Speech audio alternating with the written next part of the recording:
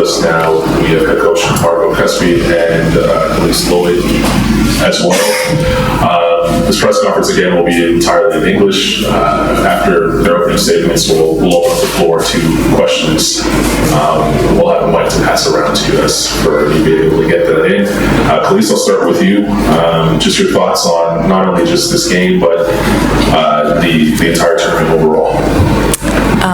The chance to play the Olympic qualifiers for Sweden has been huge, and it was a dream of ours to go to the Olympics, as I think it is for a lot of athletes.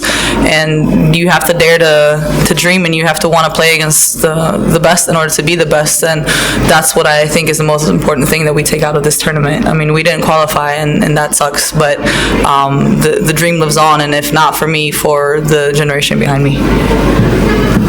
Thanks, Liz. Marco, same question to you. Your thoughts on how your team performed here in Bristol? I think that the today game was very impressive, because I think that we play against Belgium, that is one of the top team in the world, on their home court, and I think that not just get simple, but we started the third quarter with 11-0 for them, so means that we won the other minutes. I think that this is something very impressive for us, as it was to play very good 80 minutes against Japan and again 80 minutes against Canada. I am very satisfied. We have a crazy camp. What I mean, that there is, and this is something that we also is not respect the players' dream, because we can adjust and we put the window to try to get Olympics where there is room to practice. Otherwise, it's a bit gamble, and for sure, this is something that I think that I wanna underline, because it's not respect the women's players' art. Thank you, Marco. We'll open up the floor to questions before we get there. Because you mentioned kind of leaving a legacy for those to come after you. Are you thinking about that while you're out there representing Sweden at the highest level? She will not retire. Absolutely. I mean, I'm out there enjoying playing basketball. Absolutely, I love to play basketball. But of course, all the fans out there, even if they're rooting for Belgium, Japan, and any team in the world, all the people that watch us and that are inspired by us, that's why we play. Sports is incredible, and it brings people together. Now we'll open up the floor to questions. If you do have one, just raise your hand. We'll pass the mic out. Okay, Paul from FIBA. Commiserations, guys. Callis, I thought individually you had a really strong tournament again, as you did last summer at the Eurobasket Women. I'm just looking here at the women's calendar. Obviously, it's non-stop. It's amazing to think that you're probably only one win away from qualifying for the next Eurobasket, women's Eurobasket, and that from there, obviously, there's another chance for a global appearance at the Women's Basketball World Cup. And you've just mentioned, sorry, long question, you just mentioned the next generation, but what kind of shape do you think Swedish basketball in general is in? And obviously those next steps, do you think you can take them? I think we have a good group coming behind us, but I think a lot of us that are playing right now, we're in good shape. If anything, we're in our primes. We have a lot of experience, a lot of players playing at high levels, and just the fact that we're able to play together within the same group, I mean, more or less 14 players, that brings experience, and that's what we need, and that's what you see in all the big teams and all the top 10 teams, is that they have experience of players that keep playing, and that's what we hope to do, keep playing for at least a couple more years, and get some big tournaments under our belts to help the people coming up under us. Thanks, everybody. Yes. Thanks. Thank you. Thank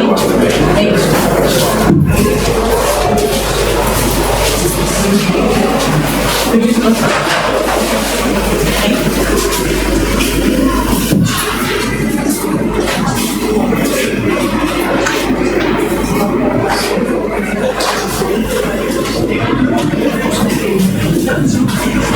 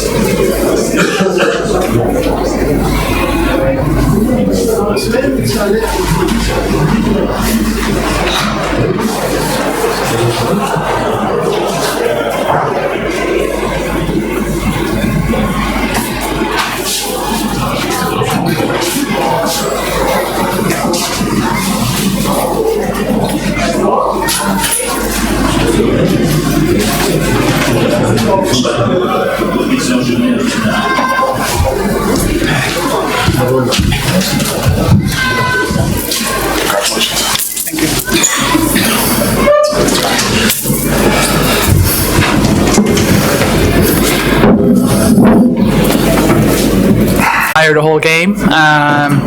Starting from the national anthem, it just gave me, goosebumps throughout the whole game, and they really helped us, giving us the energy that we needed. And as for qualification, I think we're gonna need some time to let it sink in, but it's amazing that each of us, the players, staff, fans, that made a dream come true.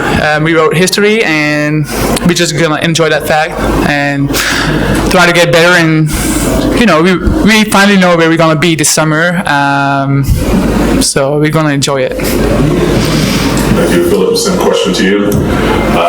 Just your thoughts on the game, being able to qualify, and also the tournament as a whole, being the host nation. We took a lot of confidence out of the game we played last night against the Japan team, because I think we played on really the highest level. Also, the Japan team was really good last night, and we took a lot of confidence out of that game. But today you can see today we have to do it. So this is all something we have to live with, and we have to learn to play with. There was a lot of pressure. I could see it also in the first half. It was not the real play we want to see and we can do and we can play. As you could see, not aggressive enough. I think we made 3 team fouls in 20 minutes. We let them take 9 offensive boards. And like that, okay, a lot of second chance shots, and I think they had 10 possessions more than we had. And like that, we have troubles in the first half. After, okay, we made some intensity in our game. We speeded up the game, and I think we made immediately a 13-2 run, and like that, okay, we decided the game immediately. I see it meant a lot for you to help your country get to the Olympic Games for the first time. I know it hasn't really sunk in yet, but can you put into words what that feels like? Because you've won at a high level in the past, but this is different. This is your country in front of your own fans. And what are you thinking about? Who are you thinking about while you're out there? Well, like Coach said, it was a tough game, and I think in moments that you could feel the stress on both sides, and that was kind of the moment I was trying to create something. Sometimes it worked, sometimes it didn't, but I think it gave us the energy to keep pushing. And like I said, it just means so much for both teams, Sweden and Belgium. But the fact that we played home is that we don't want to give it away in front of our family and friends, and I think we believed in the beginning of before the game that this was going to be our game, but you still have to play the game. But in the second half, we just came out with a knife between our teeth, and there was no other situation than just winning in this game. Thank you. We'll now open up the floor for questions. If you do have a question in English, we'll just put your hands over your head and we'll pass the microphone out. Paul from FIBA. Congratulations, guys. Last summer we spoke at the FIBA Women's Eurobasket almost every game about how maybe you guys weren't dealing with the pressure. It struck me that this tournament there was big pressure again, but maybe you've proved something to yourselves ahead of Tokyo that you can play in the big games and you can win under pressure. Just really for both of you, a comment about that. I think there was a big difference between the European Championship and now. Not really in terms of how much pressure, because it was maybe even bigger right now. But there was that feeling at the European Championship that you could feel between the players, and we were not really open about it. But now it was just not there. We were just motivated and we had energy, and the pressure was not going to stop us. So it was really a different feeling from now and Serbia. And I don't know what changed, maybe the experience of having had that pressure in Serbia, but we just grew as a team, as players individually. And I think it was the fact that we had a less good tournament in Serbia. We needed that in order to qualify now. I know the tournament in Serbia, when we left Belgium, and when we came back, okay, let's start with this. For me, this was a missed chance. So I'm sure when we are more ambitious, we could play the final over there. With all the respect of the world for every team, but we need to finish a game against France, and after, okay, maybe you are able to beat Great Britain, we need to be in the final. And we showed already a couple times in friendly games and also in the World Championship we can beat Spain. My players, and I know Emma is, but some other players needs to be more ambitious. So everyone was happy to take that spot for the qualifications right now for this tournament. But we need to be more ambitious. We could do more over there. It's just the same. And right now, okay, we had that ticket, but I didn't have a really good feeling about that tournament. And now, yes, for sure, now the Belgian Federation did a great job by organizing this tournament. And yes, the pressure was there. We didn't play our best basketball against Canada. When you are playing against Canada like the way we did it last night, it was already over last night. We didn't do it because, okay, there is some pressure. And also today you could see there is some pressure. But okay, we took it back in the second half, and I think the girls, they really deserve it, because this is really a nice group to work with. They are ambitious, but we still can do more with this team. So tonight we're going to enjoy the qualification, but after, okay, we will already work to be a correct team on the Olympic Games. Any more questions in English? Awesome, thank you guys. Yeah, okay.